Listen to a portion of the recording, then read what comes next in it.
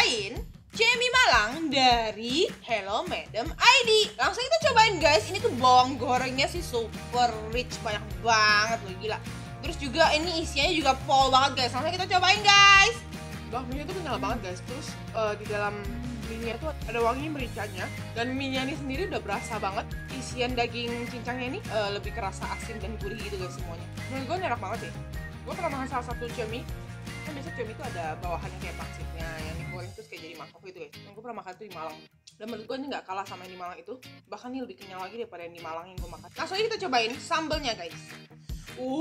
Gile guys. Rasanya ada kemanis terus pedes banget. Terus tuh flavorful banget.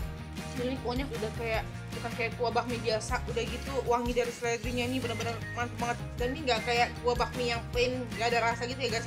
Gila nih, overall semuanya enak sih, nggak bohong guys, enak banget sih.